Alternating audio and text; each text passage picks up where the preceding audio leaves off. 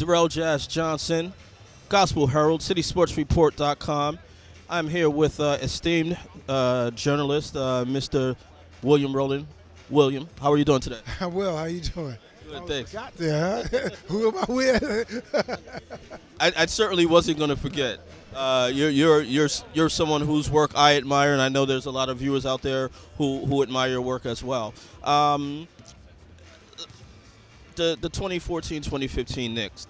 Talk about what you think we're going to see on the court this year with the new coach, the new system.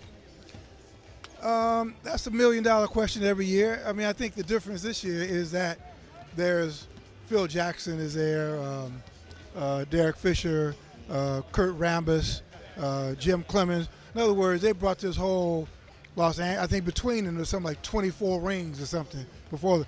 I always think that one of the things that was lacking with the Knicks and even the fan base is that they've been so used to just like falling short that becomes the culture here. The culture here is, if you go to San Antonio, you look up, they got banners, fresh banners, and you go to Los Angeles, the championship thing is fresh. Here, man, you got people who are like, 80, 70 years old, man. People have been their whole childhood and they don't know what it's like. So as a result, this becomes more like a party and a place to be and a social gathering, but it ain't really about a championship run. So I think that, hopefully with Phil Jackson and Derek and those guys, man, they'll get people who are like really focused on what it takes to win. If you're really serious about winning, this is what it takes. So I think that, now having said all that, an injury to Carmelo could change it, make this whole conversation moot. But no, so I think it'll be interesting in the next couple months to see how this evolves. So let's go to an overall general NBA theme. Commissioner Adam Silver is coming into his first complete season as commissioner, but he's had arguably the biggest scandal of any to deal with by a commissioner with Donald Sterling. What were your thoughts on how he handled it and how it's been received by the NBA and fans?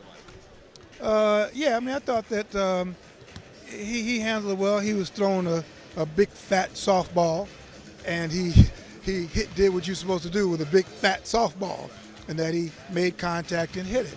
So so that was not to diminish it too much, but I think they'll probably have some major issues to come. I mean, major labor issues and all that kind of stuff. So that was a good first test. I didn't think he did such a great job with the Atlanta issue when the Atlanta owner was, caught talking about the black fan base and Danny Ferris about African, Lou all day too much African. Excuse me. I thought that then Adam kind of reverted back into sort of the corporate speak, But we'll see, man. It's a long haul. There's gonna be plenty of issues, so we'll see. When you have a system in the NBA and pro athletics and even corporate America where a certain group of people run the organization and another group of people are the employees of the organization, are problems like that bound to arise? Well, yeah. I mean, any place. I mean, my place, NBA, NFL. I mean, that's just. The interesting thing though about the NBA and the NFL is that the racial dynamic is turned on its head. At the New York Times or something, black people are in the minority. They're in the vast minority. But, here in the NBA and NFL, the key employees are predominantly African American.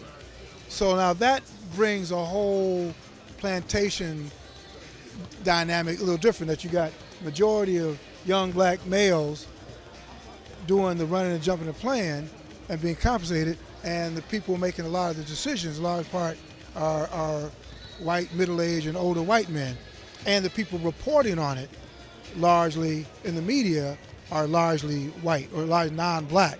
So you've got a very element. So when something does happen, like an arrest or a scandal, people are looking at it through a kind of a racial prism. I'm sorry. So it's very interesting. What's the best thing what's the best thing that can be done that the commissioners of the NBA, the NFL can do to change that dynamic? Well, eliminate racism, and that's another show.